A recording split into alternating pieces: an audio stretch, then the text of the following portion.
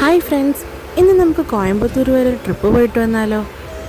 എന്തിനാണ്, എങ്ങോട്ടേക്കാണെന്നൊക്കെ നാളത്തെ വീഡിയോയിൽ പറയാം. ഇന്നതൊരു ചെറിയ സസ്പെൻസ് ആയിട്ടിരുന്നോട്ടെ. ഞാനിപ്പോൾ ട്രെയിനിലാണ് ഇരിക്കുന്നത് കേട്ടോ. അതിൻ്റെ ചെറിയ ഡിസ്റ്റർബൻസ് ഒക്കെ ഉണ്ട് ഈ വോയിസ് ഓവറിലുണ്ട്. നമ്മളെല്ലാവരും കൂടി ഇപ്പോൾ റെയിൽവേ സ്റ്റേഷനിലേക്കാണ് പോകുന്നത്. അങ്ങോട്ടേക്ക് നമ്മൾ വന്ദേ ഭാരതാണ് ബുക്ക് ചെയ്തിരിക്കുന്നത്. കൊല്ലം വരെ വന്ദേ ഭാരത്, അത് കഴിഞ്ഞ് അവിടെ നിന്ന് കോയമ്പത്തൂരിലേക്ക്. ഓൾറെഡി നമ്മൾ നല്ല ലേറ്റായി, അതിൻ്റെ കൂടെ നല്ല ബ്ലോക്കും. വന്ദേ ഭാരത് സ്റ്റാർട്ട് ചെയ്യാൻ ഏകദേശം 15 മിനിറ്റ് ബാക്കിയുള്ളപ്പോഴാണ് നമ്മൾ സ്റ്റേഷനിലേക്ക് എത്തുന്നത്. അതിൻ്റെ വെപ്രാളാണ് കേട്ടോ എല്ലാവരുടെയും ഈ ഓട്ടത്തിന് പിന്നിൽ. അങ്ങനെ നടന്ന് ഈ സ്റ്റെപ്പ് മൊത്തം കയറി ഇറങ്ങി നമ്മൾ വന്ദേ ഭാരതിനടുത്തെത്തി കേട്ടോ. C1 C3 ആയിരുന്നു നമ്മുടെ കോച്ച്. ഓൾറെഡി ലേറ്റ് ആയത് കാരണം ഞങ്ങൾ C16 വഴി കയറി, എന്നിട്ട് C1 വരെ നടന്നു.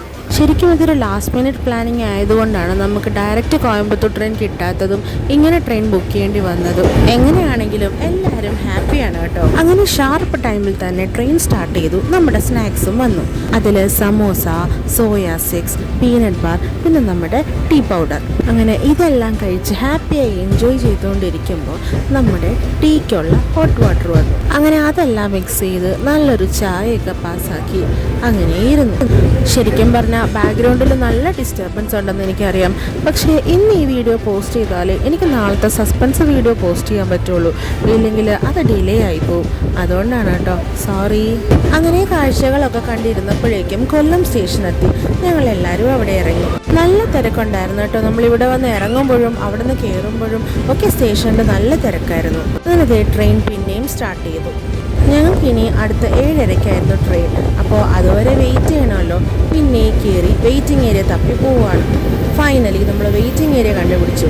അതിനകത്തിരുന്ന് ശ്വാസം മുട്ടണ്ടെന്ന് വെച്ചിട്ട് പിന്നെ വെളിയിലിറങ്ങി കുറച്ച് നേരം ഇരുന്നു. പോസ്റ്റായി എന്ന് പറഞ്ഞാൽ മതിയല്ലോ. അവിടെ ഇരുന്ന് മടുത്തപ്പോൾ നമ്മൾ ഫുഡ് കഴിക്കാനായിട്ട് ഇറങ്ങി. അപ്പോഴുണ്ട് ദേ ഘോഷയാത്ര വരുന്നു. ഇന്ന് ചതയതിലാണല്ലോ, അതിനൊരു ഘോഷയാത്രയായിരുന്നു. അങ്ങനെ കണ്ടുകൊണ്ടിരുന്നപ്പോൾ അതേ മഴ. അങ്ങനെ നമ്മൾ ഫുഡ് കഴിക്കാൻ കയറി. നല്ല ക്രിസ്പി നെയ് റോസ്റ്റ് ആയിരുന്നു കേട്ടോ. അങ്ങനെ അതെല്ലാം നല്ല ആസ്വദിച്ച് കഴിച്ച് തിരിച്ചിറങ്ങിയപ്പോഴും ഘോഷയാത്ര അവിടെ നടക്കുന്നേ ഉണ്ടായിരുന്നുള്ളൂ.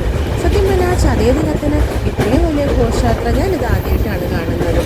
അങ്ങനെ സ്വയം മറന്ന് അതെല്ലാം കണ്ടുകൊണ്ടിരുന്നപ്പോൾ സമയം പോയത് അറിഞ്ഞതേ ഇല്ല. അപ്പോൾ തന്നെ ഏകദേശം 7 മണി ആയിട്ടുണ്ടായിരുന്നു. നമുക്ക് 7:30ക്കല്ലേ ട്രെയിൻ.